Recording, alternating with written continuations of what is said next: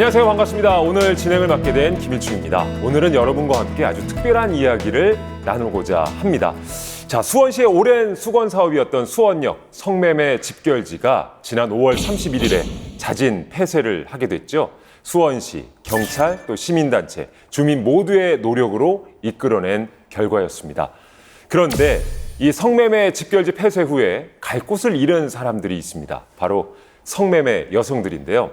오늘은 이 성매매 집결지에서 일하던 성매매 여성들에 대해서 이야기를 나눠보고자 합니다. 다소 좀 무거울 수 있는 주제지만 따뜻한 감성으로 다뤄보고자 합니다. 조금만 관심을 갖고 지켜봐 주시면 고맙겠습니다. 오늘 저와 함께 해주실 분들 한 분 한 분 소개해드리겠습니다. 먼저 수원시의 여성과 아동인권 지킴이로 오랜 시간 애써오신 수원시의 최영옥 의원님 모셨습니다. 안녕하세요. 네, 안녕하세요. 수원시 최영옥 의원입니다. 예. 저는 이제 수원의 여성의 전화에서 활동을 했었고요. 가정폭력하고 성폭력 활동을 하다가 수원 지역의 여성폭력 활동을 저희 여성의 전화에서 하고 있었기 때문에 당시에 윤락행위 등 방지법에 대한 문제의식이 사회적으로 있었고 그 다음에는 성매매 방지법에 대한 이제 의식으로 계속 활동을 하고 있었거든요. 그래서 그 문제를 관심 갖기 시작하면서 제가 지금 여기까지 성매매 상담소 어깨동무를 개소를 했고 다음에는 소장을 역임하면서 이제 의원으로 활동을 하고 있습니다. 아, 그러시군요. 근데 좀 말씀을 좀 들어보니까 활동 당시에 익명의 요구르트 선물을 받았다라는 얘기를 들었습니다. 이게 어떤 내용인가요? 저희가 어깨동무라고 하는 피해 상담소를 만들어서 신문에 나니까 그분이 굉장히 성매매에 갈증이 있으셨던 것 같아요. 그래서 본인이 성매매에 대한 구조를 알고 있었기 때문에 이런 상담소가 굉장히 필요하다고 생각을 하셨고 수원에 그렇게 개소하고 나니까 응원을 하고 싶다고 하시면서 익명으로 요구르트를 굉장히 많은 한 박스를 보내오셔가지고 예. 저희가 함께 나눠 먹으면서 힘을 받았던 그런 기억이 있습니다. 아, 그렇군요. 이게 보이는 곳뿐만 아니라 이 보이지 않는 곳에서도 시민분들의 응원이 있기에 또 지금의 의원님이 계시지 않을까 네, 그런 것 같습니다. 생각을 좀 해봅니다. 자, 다음으로 소개해드릴 분은요. 수원시 여성인권 보호와 성평등 사회를 위해서 여러모로 또 애쓰고 계신 분입니다. 정선영 대표님, 안녕하세요. 네, 안녕하세요. 예. 방금 소개받은 정선영입니다. 예. 저는 바로 옆에 계신 최영호 의원님과 함께 활동을 성매매 피해 상담소 어깨동무라는 곳에서 활동을 같이 했었고요. 그곳에서 활동하면서 이제 그때는 소장이셨고 저는 상담 활동가였고요. 지금 현재는 수원 여성 인권 도둠이라는 곳에서 상임 대표 역할과 그다음에 자활지원센터의 센터장으로 견임 활동하고 있습니다. 자, 이분은 이제 군산에서 시작해서 지금은 대한민국 모든 여성의 인권을 위해서 활동하시는 분을 소개해드리겠습니다. 예, 정미래 대표님, 안녕하세요. 네, 반갑습니다. 예, 안녕하세요. 이렇게 불러주셔서 감사하고요. 지역운동을 하려고 군산 지역에서 여성의 전화를 만들었는데 그러다가 이제 우연찮은 기회에 2000년도에 발생한 군산 대명동 화재 참사 그 사건을 계기로 해서 이 활동을 하게 되면서 2004년도에 성매방지법이라고 하는 이 법을 같이 만들었고 지금도 이것과 관련해서 성착취 반대하는 그런 활동들을 지금 전국적으로 진행하는 그런 활동을 하고 있습니다. 그리고 또 앞서 이제 소개를 좀 해주셨습니다. 2000년과 2002년 심지어 두 차례에 걸쳐서 일어난 군산 성매매업소 화재 참사 말씀을 잠깐 언급을 해주셨는데 자, 마지막으로 소개해드릴 패널이요. 당시 화재 참사 현장의 취재로 성매매 여성들의 인권 유린 실태를 아주 생생하게 전해주신 최경준 선임 기자이십니다. 안녕하세요. 네, 안녕하세요. 예. 말씀하신 대로 2000년 그리고 2002년 그 대명동 화재 참사 현장을 취재했었는데요. 당시 그 참사 현장은 단순한 화재 사건이 아니었어요. 사회적 무관심 그리고 국가 그 기관의 관리 소홀 또는 단속 미비 이런 것들로 인한 인재라고 볼 수가 있죠. 그래서 그 현장을 취재하면서 특히 그 성매매 여성 희생자 중에 한 분의 일기장을 제가 발견해서 네. 보도하기도 했고 또 유가족들을 만나서 취재하기도 했고 그러니까 현장 취재하면서 그 취재도 힘들었고 기사를 쓰는 것도 힘들었었던 그런 기억이 좀 납니다. 예. 자세한 이야기는 나중에 다시 또 말씀드리도록 하겠습니다. 알겠습니다. 또 그 현장에서 직접 장장 6개월에 걸쳐서 인권 유린의 실태를 정말 낱낱이 좀 사회에 고발하셨던 우리 기자님이신데 그리고 그 이듬해 이제 2001년 7월에 전북 여성단체연합이 선정하는 여성인권 향상 디딤돌상을 또 수상을 하셨습니다. 예. 예.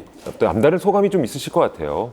글쎄요, 당시 이제 열심히 취재했다고 뭐 우리 정밀 선생님뿐만 아니라 많은 활동가들이 계셨지만은 언론 쪽에서는 열심히 취재했다고 주신 상이었어요. 근데 좀 생각해 보면 그 당시에 화재 사건 현장을 취재하는 기자들이 별로 없었어요. 그래요? 취재하는 기자들이 없다 보니까 저한테 상을 주신 것 같은데 이 자체가 바로 이 성매매 상황에 대한 우리 사회적 인식이 어떠한지를 좀 극명하게 보여주는 대목이 아닌가 싶습니다. 자, 그럼 이제 소개해드린 이 네 분과 함께 성매매 여성들에 관한 이야기, 궁극적으로는 탈성매매 여성들의 자활 지원에 대해서 이야기를 나눠보도록 하겠습니다. 근데 이 자활 지원 얘기를 꺼내기가 좀 항상 조심스러웠던 이유가요. 뭐 세금 낭비하지 말아라. 아니, 자발적 성매매자인 그들을 왜 우리 돈으로 도와줘야 되느냐? 라는 등의 좀 부정적인 시선이 있었던 것도 사실입니다. 2000년과 2002년 군산 화재 참사로 인해서 이 성매매 여성들의 인권 유린 현장이 새창살, 이중 잠금 장치, 성매매 여성들이 감금된 상황에서 화재 사건이 난 그 건물에 이제 현장에 들어가 봤는데 이게 말이 되는 얘기입니까? 지금도 저는 여성 인권은 나아졌다고 생각하지 않고요. 수많은 여성들이 그 안에서 여전히 착취되고 있고 지난 5월에 폐쇄된 수원역 성매매 집결지 피해 여성들에게는 그럼 어떤 지원이 현재 이루어지고 있나요? 청와대 국민청원 게시판에 자활 지원을 반대하는 글을 막 올렸었거든요.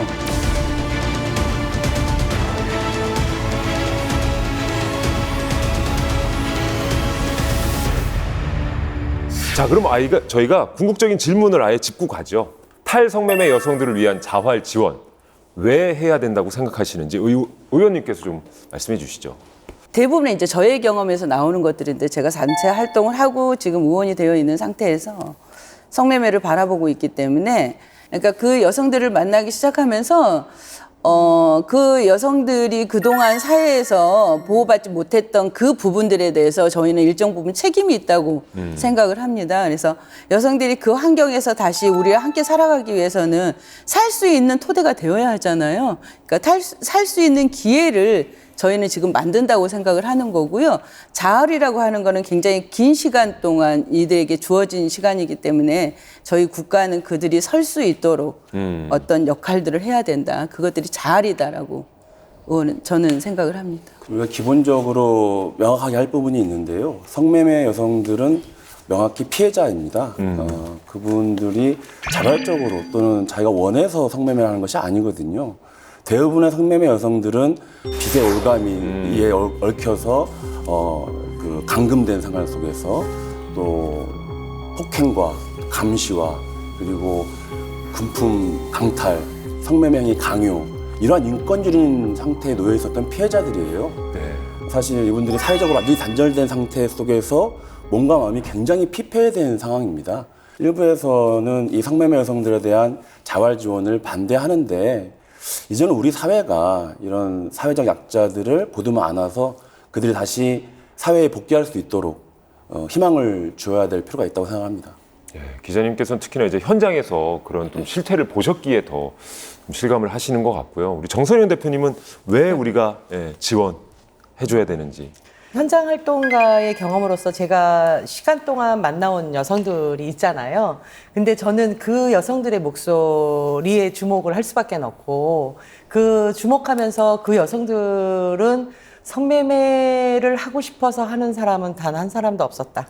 현장 활동가로서 여성들을 만나면서 탈성매매 이후 뭐가 필요하세요? 어떤 것이 제일 두렵습니까? 라는 서베이를 솔직히 계속 합니다. 저희도 상담을 통해서 하면 첫 번째는 생계비와 어쨌든 심리적 안정에 대한 불안, 그 다음에 미래에 대한 불안이 솔직히 있습니다. 그래서 한번 우리가 생각해 볼 필요는 있을 것 같아요. 왜냐하면 성매매 직결지라고 하는 곳의 특성이 있고 그런 속에서 여성들이 이 자활에 대한 논의를 이렇게 수혜적인 입장에서 얘기하는 것엔 저는 되게 불편하고요. 네. 보상이지 저는 수혜적인 의미로 가지 않았으면 좋겠습니다. 수혜의 의미가 아니다. 예. 이것의 기본 출발은 사실은 사지욕심 멀쩡하니까 노동시장에 나가서 네가 알아서 먹고 살 수 있다. 라고 하는 거를 전제 조건으로 하는 거거든요. 어떤 여성들을 개별을 놓고 탈선매매 자활 지원이라고 하면 반드시 그 다음에 묻는 것이 그래서 자활했어 안 했어 이걸 묻게 되거든요. 그래서 우리가 질문을 좀 바꿔야 되고 그걸 위해서 저는 여성들한테 물어보는 탈선매매 자활 지원 대책 이런 것들이 아니라 결국에 가서는 우리 사회 전체가 탈성매매 이 성착취 없는 사회를 위해서 무엇을 했는가라고 하는 것으로 좀 정책 변동이 좀 일어났으면 좋겠습니다. 예, 네 분의 말씀을 종합해 보건데 이제 한 목소리로 이 말씀을 해주시는 거잖아요. 성매매 여성은 국가 차원에서 스스로 자립할 수 있게 도와줘야 한다.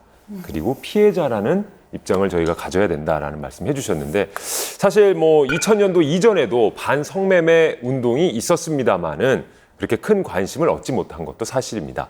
그러다가 이 자리에 계신 최경준 기자님께서 이제 취재하셨던 2000년과 2002년 군산 화재 참사로 인해서 이 성매매 여성들의 인권 유린 현장이 온 세상에 어떻게 보면 낱낱이 좀 밝혀지게 됐는데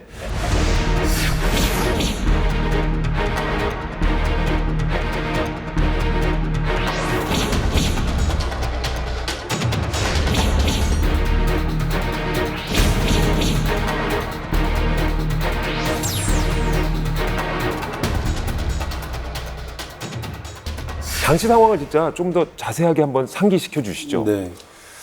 2000년 9월 19일이었죠. 오전에 군산 대명동에 성매매 업소에서 화재 사건이 났고요.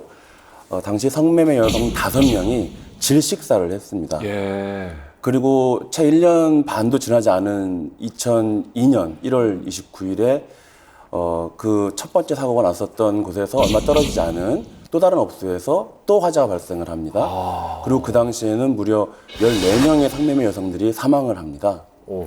모두 이제 각각 그 쇠창살 그리고 이중 잠금 장치 이런 것들로 인해서 그 성매매 여성들이 감금된 상황에서 화재가 발생했기 때문에 대형 참사로 이어진 것이지요. 화재가 발생하고 원래는 다 탈출을 해야 되는데 그렇죠. 본인 스스로의 힘으로 나올 수 없는 구조였다는 말씀이시죠. 말씀드렸듯이 질식사가 더 많았어요. 어우. 그 당시에 이제 2000년에 처음 화재 사건이 났을 때 현장 취재를 갔었는데 그 화재 사고가 난 인근 상인들이 저 쇠창살만 아니었어도 저렇게 무참히 저렇게 많이 죽지 않았을 텐데 라는 말씀들을 하시는 겁니다.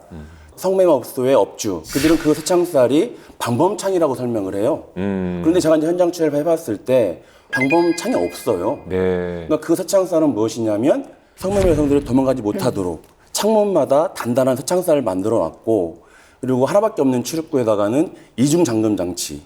화재가 났었던 성매매 업소에서의 그 이중 잠금 장치는 어떻게 되어 있냐면 밖에서도 열쇠가 있어야 되지만은 안에서도 열쇠가 없으면 열 수가 없는. 아, 안에 있는 사람이 맘대로 못 나가는 못 나가는 거죠. 아. 네. 그런 잠금 장치로 가둬놓은 겁니다. 그러네요, 진짜. 화재 사건이 난 그 건물에 이제 들어가 봤어요. 현장에 들어가 봤는데 침대 매트리스 하나 간신히 들어갈 정도의 좁은 한 1.5평 되는 공간에 그 방들이 한 7개, 8개가 있는 거죠. 그 안에서 그 성매매 여성들은 새벽 5시, 6시까지 뭐 하룻밤에 많게는 뭐 13명 정도의 남성 손님들을 상대해야 되는 그런 처참한 생활을 했던 겁니다. 그 안에서 또 발견된 일기장이 있다고 들었습니다. 네, 그 현장에서 침대 매트리스 밑에 불에 타지 않은 그 일기장이 하나 있었던 겁니다. 그게 성매매 여성 희생자의 일기장이었고요. 그분의 일기장 내용을 여전히 지금 많이 기억에 남습니다. 자신이 갇혀있는 그 처지와 그리고 빨리 빛을 받고 이곳을 벗어나고 싶다라는 그런 절절한 심정들을 그 일기장에 이제 담아놨었던 것이죠. 일기장에 이제 이런 대목도 있었습니다. 혼자서 목욕탕에 가고 싶고 슈퍼에 가고 싶고 커피숍에 가서 창가에 앉아 사람들을 구경하고 싶다. 헐헐 새가 되어 꽉 막힌 곳을 벗어나고 싶다. 그러니까 계속되어진 감시와 감금 상태에 처해진 본인의 어떤 상황을 아주 적나라하게 그 일기장에 묘사하고 있는 것인데요. 그 지금 적은 내용들이 그렇게 힘든 내용들이 아니에요, 실은. 실은 누구나 그 또래의 여성들 혹은 친구들은 그냥 맘 편히 커피숍 가서 정말 그 자유를 느낄 수 있는 건데. 맞습니다. 그 임양의 어머니를 제가 이제 인터뷰를 했었는데 임양의 어머니가 말씀하시기를 임양이 이제 고등학교 졸업하고 대학을 가기 위해서 재수를 준비하던 예쁜 딸이었다. 이렇게 말씀하시니까 되게 또 그때 많이 좀 안타까웠었고요. 결정적으로는 그 화재 참사가 나던 그날 당일날 임양이 일기장에 적어놓은 문구가 있습니다. 하루하루 사는 게 너무 힘들어 죽고 싶다. 차라리 죽고 싶다. 라고 쓰여 있었습니다. 이 일장의 주인공은 소원대로 죽음으로써 자유를 되찾았고 새가 돼서 훨훨 날아간 셈입니다. 그러니까 오죽했으면 죽고 싶다라는 표현을 썼을까요? 근데 심지어 정말 참혹하게 또 그런 화재 현장에 갇혀서 글쎄요, 정말 그 소원을 이뤘다고 줘야 될지 정말 이렇게 또 자세한 사연을 들으니까 더 가슴이 좀 먹먹해지는 기분이 드는데요.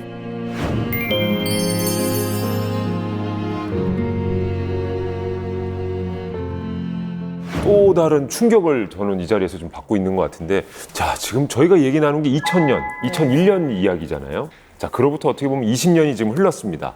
어떻습니까? 성매매 여성들의 인권이 지금은 좀 나아졌을까요? 졌을까요?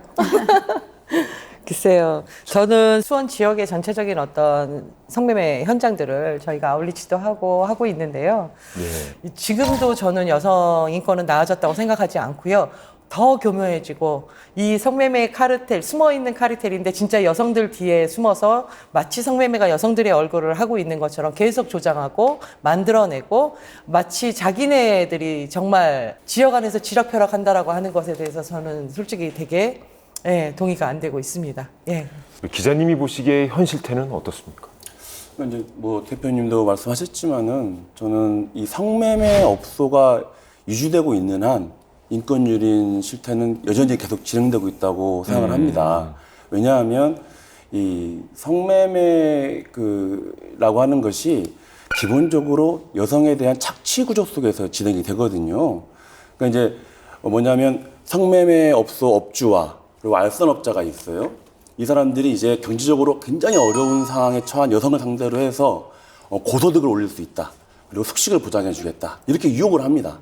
그러면 이제 이 여성이 그 성매매 업소에 발을 디디는 순간 이제 이미 그 알선업자에게 석유비 명목으로 거액의 빚을 지는 것이지요. 그럼 이제 업소에서 일을 하기 시작하면서도 다양한 방식으로 교묘하게 금품 갈취를 당해요. 대부분의 성매매 여성들은 그렇게 큰 빚을 지고 있고, 그리고 또 포주들은 그 다양한 아주 교묘한 방법으로 성매매 여성들의 그 빚을 부풀려 가지고 그것을 빌미로 성매매를 강요하고 있는 겁니다. 그 장부를 보면 성매매 여성들에게 그 뭐 이불이라든가 가구, 뭐 커튼, 옷 이런 것들을 시중에 있는 가격보다 한 1,500 이상 부풀려 가지고 팔아서 갚을 돈이 점점 많아지는 거네요. 그러니까. 그것을 가지고 또 빚을 늘리는 겁니다. 빚을 못 갚거나 또는 갚았다 하더라도 여성들을 이 알선비 명목으로 또 다른 업소에다가 팔아 넘기기도 합니다. 돈을 주고받으면서 사람을 판 거지요. 그래서 이 성매매 여성들은 빚을 다 갚아도 또는 갚지 못하면 더 언제 자기가 다른 업소로 팔려나갈지 모른다는 그 두려움 속에서 몸이 아파도 약을 먹어가면서 하루하루를 버텨나갔던 거죠. 뿐만 아니라 그 방세를 내는데 그 1.5평도 안 되는 그 방세를 월 70만 원씩을 내요. 그리고 뭐 식비, 화장품비 이런 걸로도 월 100여만 원씩 내야 되고요. 그럼 이런 거 계속 쌓이면서 빚이 되거든요. 그러면 그런 착시 구조 속에서 이 여성들이 충분한 수입을 얻을 수가 없는 거잖아요. 대부분 이 여성들이 그 충분한 수입을 올리지 못하면서 다시 반복되는 거예요. 빚은 늘어나고. 그러니까 그 과거처럼 새창살은 없는데 새창살은 없지만 경제적인 감금 상태에 놓여 있는 겁니다. 사회와 완전히 단절된 상태에서 또 이제 이 안에서 여성들이 그러면 빚이 늘어나면 또 돈을 벌기 위해서 성형수술을 한다거나 또 다이어트를 해야 된다는 그런 또 압박도 있고, 그러니까 그런 정신적, 신체적 그런 모든 부당함 속에서 여성들이 살아가고 있는 것이거든요. 그것이 바로 이제 인권유린 상태에 놓여 있다고 볼 수 있는 것이지요. 그러니까 자신이 벗어나고 싶어도 벗어날 수 없는 이런 공고화된 이 구조 속에서 여성들은 여전히 인권유린 상태에 놓여 있다고 저는 생각을 합니다. 이제 저는 그런 생각이 들기는 해요. 최근에 저희가 이제 업소가 없어지면서 의원들이 한번 가보자. 가서 한번 이제 응원도 하고 없애는 데 더 힘을 모아보자라고 해서 한번 같이 갔었는데, 그때 마침 저희가 간다는 소리를 듣고 업주들이 모여 있더라고요. 그래서 업주들이 모여서 이제 의원들한테 호소를 하겠노라고 모여 있는 거예요. 모여가지고 왜 여성들 자활 지원하면서 조례를 만들었는데 업주들에 대한 조례는 왜 안 만드냐. 우리들도 보호해야 된다. 우리도 피해자다라고 이제 얘기를 하시는 거예요. 그래서 저는 이제 이 세계를 알고 있기 때문에 의원님들한테 이제 그런 거에 별로 이렇게 신경 쓰지 마시고 지나치면 된다고 했는데 또 굳이 관심 있는 의원님이 계셔가지고 거기를 가신 거예요. 예. 가셔가지고 그분들의 얘기를 들으니까 너무 이해가 된다는 거예요. 그래서 도와줘야 되겠다고 오신 거예요. 업주들을 도와줘야 되겠다. 네, 예. 피해자라는 거예요. 그래서 오셔가지고 이제 제가 하는 얘기는 그거였거든요. 그 업주들로 인해서 수많은 여성들이 죽어갔을 때 우리는 얘기하지 않았거든요. 업주들이 모여서 얘기하는 이 업주들이 거닐었던 그 많은 여성들의 착취를 얘기했을 때 우리 돌아보지 않았거든요. 그러니까 그런 얘기를 하면서 우리의 관심과 우리의 관점은 어디로 가야 되는가에 대한 얘기를 했을 때 다행히 그분 외에 많은 의원님들이 저의 의견에 이제 동의를 해주셔가지고 그것들을 이제 하지 않고 벗어날 수 있었는데 그런 것 같아요.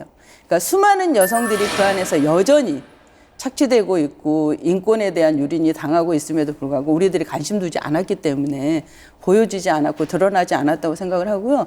제가 거기 갔을 때 느꼈던 하나의 썸뜩함은 뭐냐면 업주들은 저를 알기 때문에 기싸움이 벌어지기는 해요. 눈빛을 보고 제가 알거든요. 지나갈 때 눈을 굉장히 이제 거들먹거리면서 저한테 잘 계시죠? 라고 하면서 눈싸움을 시작했을 때 그 눈빛을 저는 어떤 느낌으로 받았냐면 저는 그나마 저의 권력이 있잖아요. 고난이 있잖아요. 근데 정말 힘없는 그 피해 여성들이 이 눈빛을 바라봤을 때 어땠을까?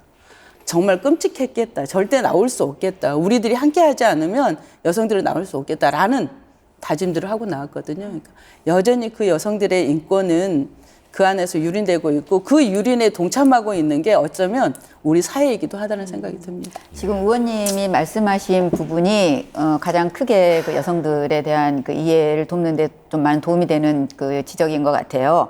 그러니까 그 새로운 법을 만들기 이전까지는 저희가 이제 여성들을 만날 수 있는 그런 기회도 많이 부족했었고, 왜냐하면 거기에 들어가려고 하면은 저 심지어 이제 군산에 있을 때도 거기 이렇게 불 켜져 있으면 들어가려고 하면 벌써 문 앞에서 지키는 사람들이 아줌마 거기 왜 가냐고, 여자들은 가면 안 된다고, 오히려 그래서 왜 여자는 가면 안 되냐고 그랬더니 여기 남자들만 가야 된다고 그렇게 했던 시절이거든요. 그래서 그 시절이 지금은 많은 사람들이 뭐 이것도 없어지고 저것도 없어졌다고 하지만 똑같이 진행이 돼요. 그러니까 그 안에 계시는 분들은 저희가 처음에 갔었을 때 그 여성들이 저희한테도 뭐 예를 들면 명절 때 떡 나눠주고 뭐 어떤 크리스마스 때 뭐 이렇게 교회에서 나와서 사탕 주시는 그런 분들, 그다음에 뭐 그냥 아니면 경찰하고 유착돼 갖고 이렇게 했던 이런 사람들로 저희들을 많이 바라봤거든요. 그래서 본인들한테 자기들의 얘기를 들어주고 본인들한테 도움을 줄 수 있는 여성단체가 있다라고 하는 것에 대해서 상상을 못 하셨었어요.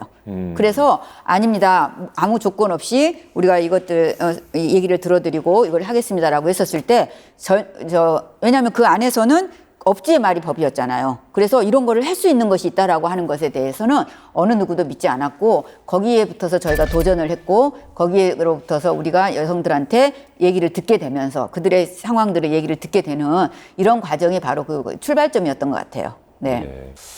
야, 네 분의 말씀을 들으면 전체적인 어쨌든 현재의 실태도 굉장한 문제를 갖고 있는 것 같고 좀 더 자세히 한번 들여다보고 싶습니다. 워낙에 현장에서 취재도 하시지만 또 활동을 하고 계시기 때문에 좀 본인들의 기억 속에서 가장 좀 안타까웠던 여성들의 좀 사연이 있을까요?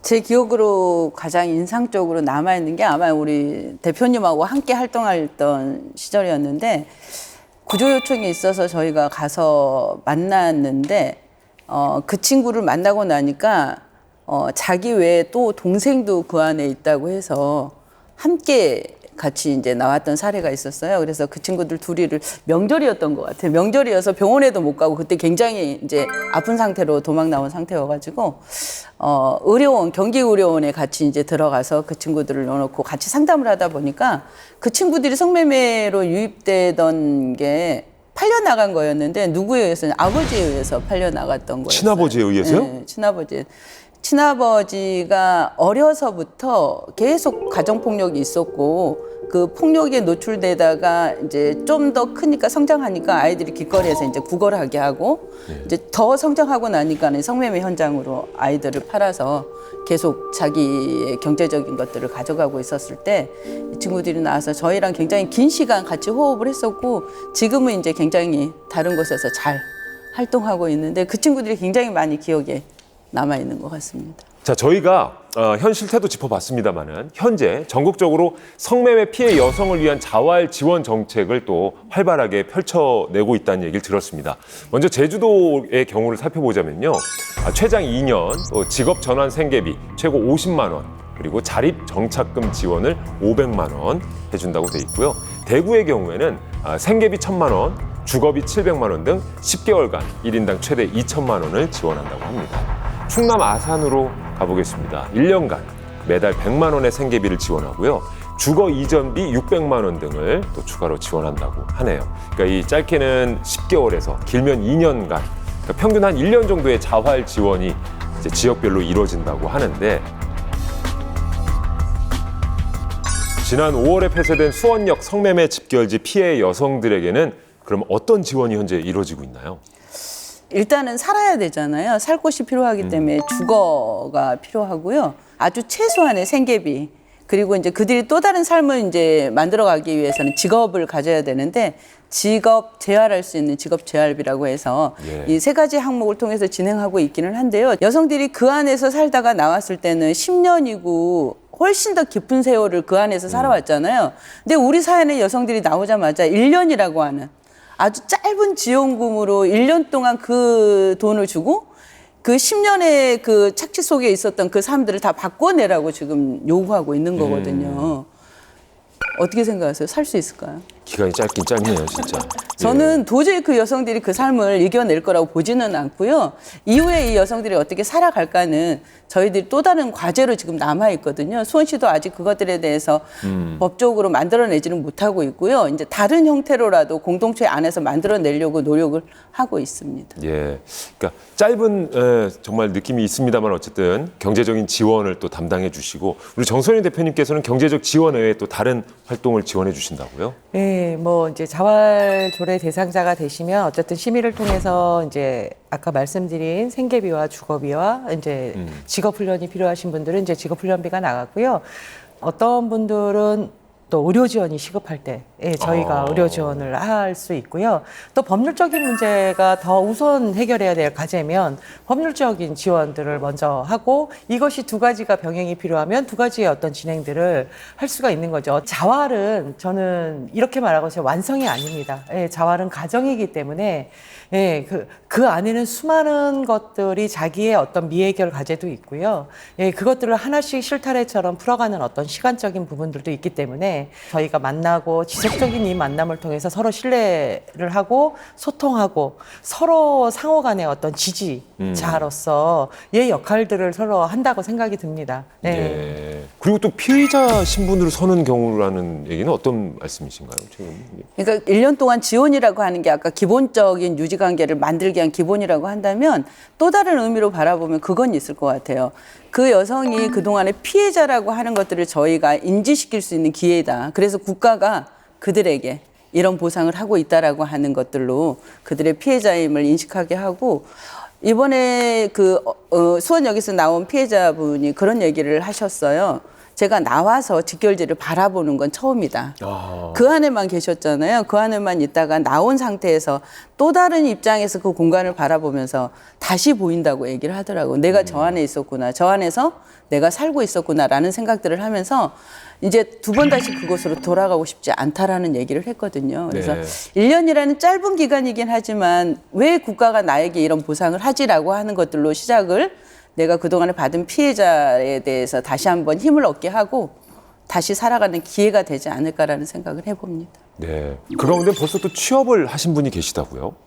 개인이 갖고 있는 어떤 자원이나 또 사회적 자원이 다 다르고 개인의 조건들이 더 다르기 때문에 이것을 일률적으로 얘기할 수는 없을 것 같아요. 그러다 보면 어떤 분은 되실 분도 계시고요. 평생 안 되시는 분도 솔직히 있을 수 있겠죠. 그런데 예, 다행히 자격증을 취득하고 예, 거기에 자신감이 붙고 자존감이 뭐 취업을 하기에 대한 목적도 있겠지만 경험하지 않았던 일들에 대해서 또 다시 경험하면서 자존감을 네, 획득하는 과정들도 엄청나게 많기 때문에 이 도전하시는 분도 계시고요. 자활은 저는 확신하는 게 또 다른 기회와 를 연결할 수 있는 기회가 되기 때문에 되게 중요하다라고 좀 생각이 들어요. 네. 앞서서도 잠깐 말씀해 주셨습니다만 평균적인 1년의 자활 지원이 이루어진다고 들었습니다. 좀 짧다는 소견도 있고 지원이 좀 협소하다라는 목소리가 있는데 우리 대표님께서는 좀 어떻게 보십니까? 수원시가 이제 이 조례를 만들 때 그 기간에 대한 그 논의를 하면서 좀 솔직히 저는 수원시도 너무 짧게 이걸 만들어 놓은 부분이 있는데 이게 다 예산 문제 때문에 예, 이렇게 된 것으로 알고 있습니다. 그런데 이 성매매 여성들에 대한 자활이라고 하는 것은 지극히 경제 논리를 갖고 접근을 하다 보니까 지금 그나마 없던 정책을 만드는 과정에서 이거라도 만들었기 때문에 좀 이런 성과가 나지 않았느냐라고 생각할 수도 있겠지만 저는 그렇게 접근하는 것 자체도 어쩔 수 없이 만들어낸 정책이긴 하지만 어려움이 많다고 생각을 하거든요. 실제로 거대한 성사람 착취 구조라고 하는 것 자체가 헤집어지지가 않거든요. 그래서 가장 좀 비극적인 한 사례를 또 말씀을 드리면 얼마 전에 그 전주 같은 경우도 지금 뭐 여러 가지 그 뭐 도시 재생이니 이런 성공 사례로 나오고 있는 그 지역에 토주가 그 건물 앞에다가 뭐 이렇게 조그마한 스티커를 하나 뭐 붙였대요. 종이로 이제 징글징글하다. 더 이상 여기 여자들 없다. 오지 마라. 그 얘기가 무슨 말인지 혹시 아세요? 성구매자들이 여전히 지금도 거기가 영업하는 줄 알고 이 문을 두드린다는 거예요. 그러니까 그 정도로 어디가 됐다라고 하더라도 성구매자들이 발길이 끊어지지 않고 우리 사회가 여전히 거기에 대해서 제대로 된 정책을 쓰지 않고 여성들한테만 1년 동안 네가 여기서 자활했어 안 했어 이것만 따지게 되면은 방법이 없습니다. 실제로는. 근데 실제로 사실은 수원역 같은 경우는 그 여성들의 상황이나 이런 걸 이렇게 쭉 놓고 보면은 건강이라든지 가족관계라든지 이게 노동시장에 나갈 수 있는 몸을 갖고 계시는 분들이 제가 알기로 많지 않습니다. 실제로. 그런데 1년이라고 하는 어떤 것들을 가지고 거기서 돼가지고 그다음에 어떻게 노동시장에 가야 될 건가 이런 식의 관점으로 바라보게 되면은 정말 문제 해법이 되지 않기 때문에 저는 좀 너무 경제 논리가 아니라 정말 인권의 논리를 가지고 그것을 우리 사회 공동체가 어떻게 이 부분을 책임지는가라고 하는 입장을 가지고 좀 더 접근했으면 좋겠다. 그래야지 좀 더 지속 가능한 이런 어떤 정책들이 나오지 않을까라고 이렇게 생각하고 있습니다. 근데 뭐 어쨌든 이제 수원시뿐만 아니라 전국적인 지자체의 평균이 한 1년 정도 말씀을 드렸습니다. 예. 두 분의 말씀도 좀 들어봐야 될 것 같습니다. 정말 짧다는 생각 아까도 밝혀주셨고 예.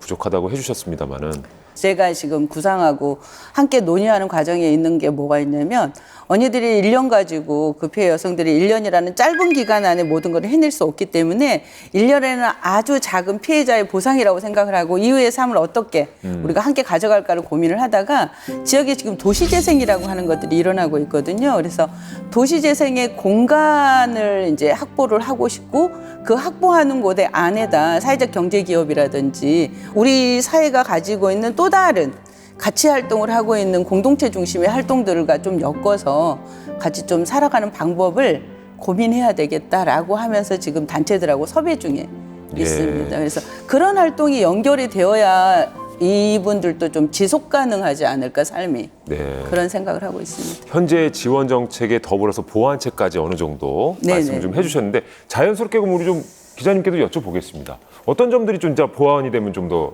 좋은 방향으로 나아갈 수 있을까요?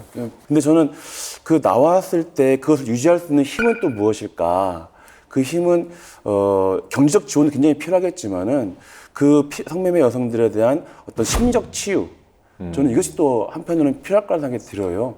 정서적으로 자립이 되어야 경제적 자립도 유지될 수 있지 않을 것인가 라는 생각이 들어서 저도 자세히는 모르겠지만은 좀 이 정서적 치유할 수 있는 그런 좀 지원과 시스템도 좀 같이 뒷받침됐으면 하는 바람이 있고요. 그 전에 이제 취재했을 당시에 만났던 취재원 중에 한 분, 그 현장에서 봤었던 분들은 그런 얘기를 많이 하셨어요. 이제 언론이 와서 잠깐 시끄럽게 떠들면 곧 끝나겠지, 말겠지라고 얘기를 해요. 니네 좀 떠들다 보면 이거 흐지부지 될 거 아니야라고 얘기를 했었단 말이죠. 저는 같은 연장선상에 있다고 생각을 해요. 성매매 여성들의 인권 유리 사태를 어떤 드러내서 사회에 고발하고 그래서 그 문제를 해결하기 노력하는 것만큼이나 이분들이 사회에 나왔을 때 독립할 수 있도록 지원해주는 정책조차도 잠깐 도와주는 것이 아니라 계속 장기적으로 갈 수 있다라는 신뢰를 저는 이 여성들에게 줘야 한다고 생각을 해요. 피해 여성들에게 그런 신뢰와 믿음을 주지 않으면 쉽게 나오지 못할 것 같다. 라게 들어서 그런 신뢰와 믿음을 줄 수 있는 그런 또 정책도 같이 보완이 됐으면 좋겠습니다. 심리적인 문제뿐만 아니라 정말 시간을 두고 접근해야 되는 문제라는 말씀 해주셨고 우리 정미래 대표님의 의견도 한번 듣고 싶습니다. 어떤 보완책이 좀 있을까요?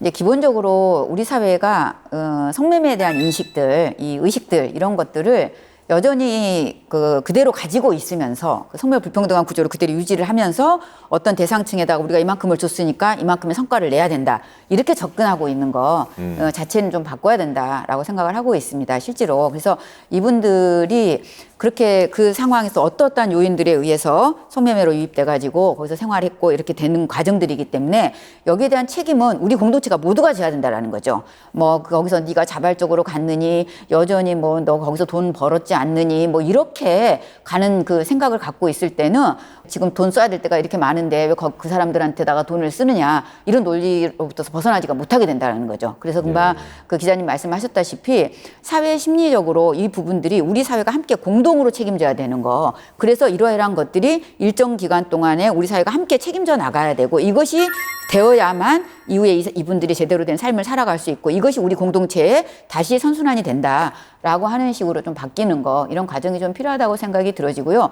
근데 이제 문제는 이게 이제 정책적으로 되어졌을 때는 행정이 이거를 어떻게 하는가라고 하는 데 있어서는 지금 수원시 같은 경우 좀 굉장히 좋은 모델이라고 생각을 합니다. 여러 가지 의견들을 함께 같이 수렴을 하고 굉장히 많은 의견들을 같이 가지고 시민사회가 함께 이것들을 책임져 가는 이 과정을 모아나가고 물론 또 반대하시는 분들도 있겠고 그렇지만은 그 내용을 가지고 들어왔고 거기에 따라서 또 가장 큰 핵심적인 역할을 한 곳이 실제로는 경찰이 단속을 통해서 법을 제대로 집행하는 과정 이거를 통해서 이 법 집행이 이렇게 제대로 되어지고 있기 때문에 그동안의 업주의 말, 포주의 말이 법이었다고 한다면 그게 아니구나.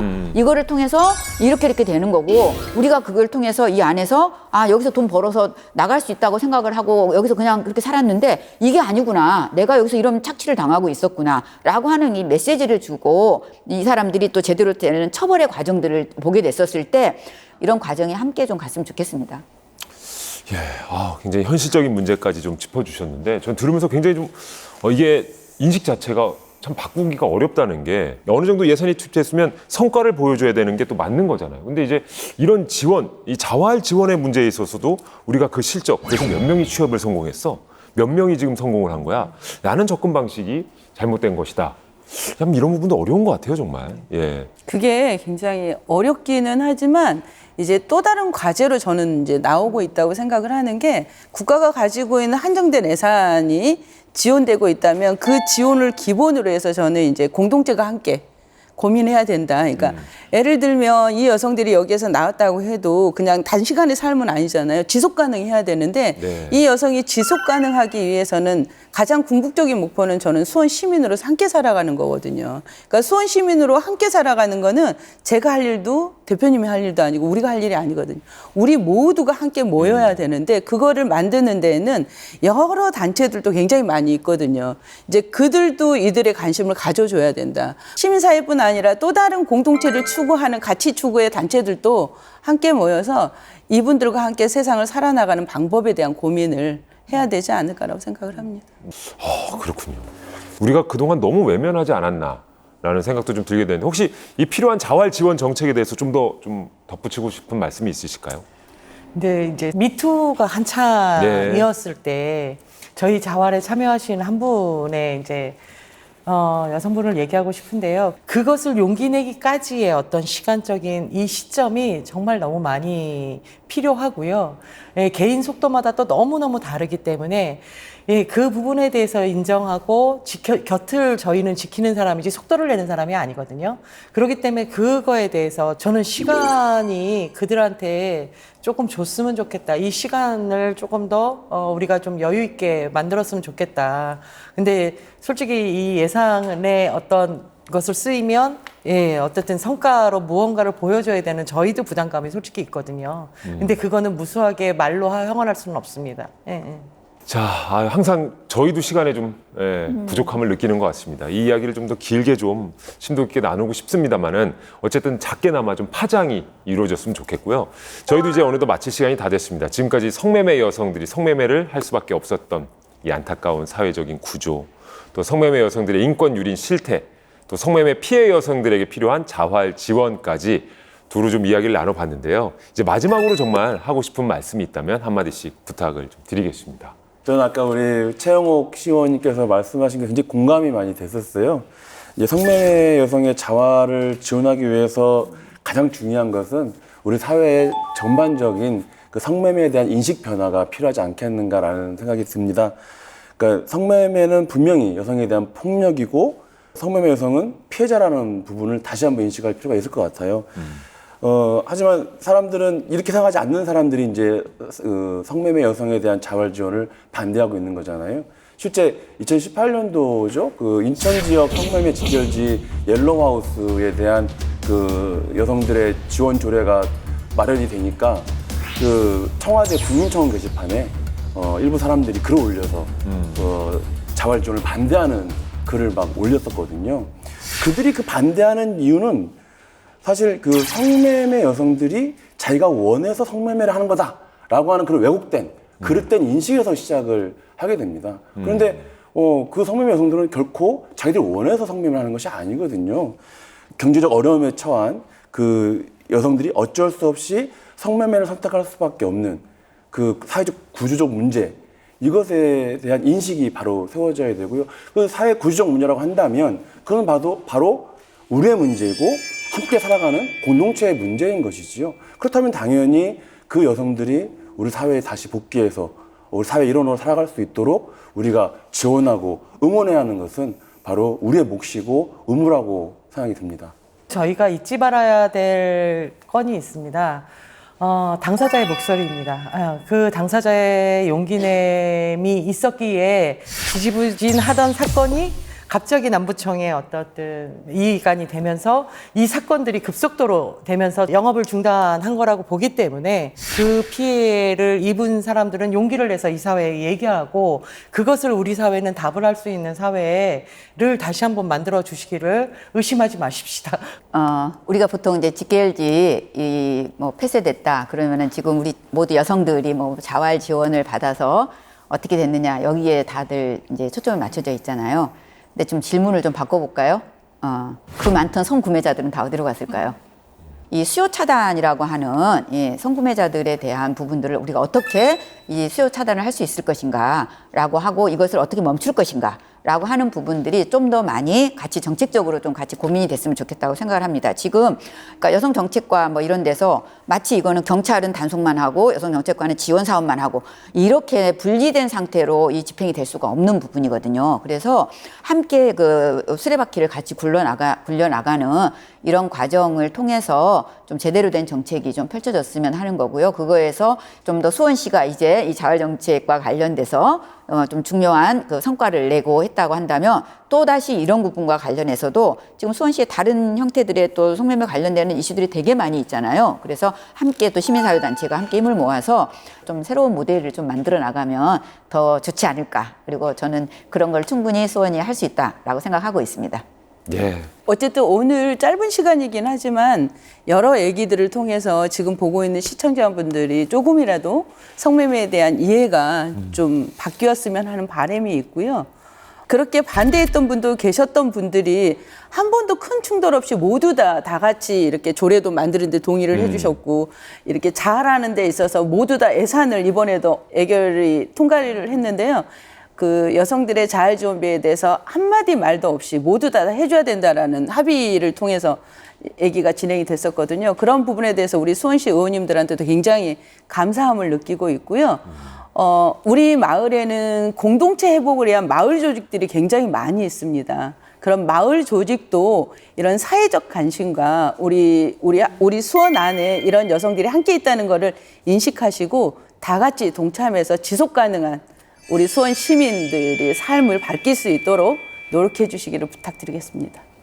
자, 어떻게 보면 오늘 좀 어려울 수 있는 주제, 하지만 저희가 따뜻한 시선으로 풀어내기 위해서 노력을 했고요. 특히나 현장에서 또 취재하시고 성매매 문제를 해결하기 위해서 현장에서 활동하시는 우리 세 분 모시고 이야기를 나눠봤습니다. 다시 한번 시간 내주셔서 고맙습니다. 예. 감사합니다. 예. 성매매 여성들에 대해서 무조건 나쁘다라고 생각하셨던 분들 아마 많으셨을 것 같습니다. 부디 오늘 이 시간 저희 프로그램을 통해서 성매매 여성들을 우리 사회의 일원으로 볼 수 있는 따뜻한 시선을 가졌으면 좋겠고요. 더는 성을 매개로 사고 파는 일이 없어졌으면 하는 바람을 가져봅니다. 저희는 여기서 인사드리도록 하겠습니다. 지금까지 시청해주신 여러분 고맙습니다. in a pretty dress, but you're coming steady.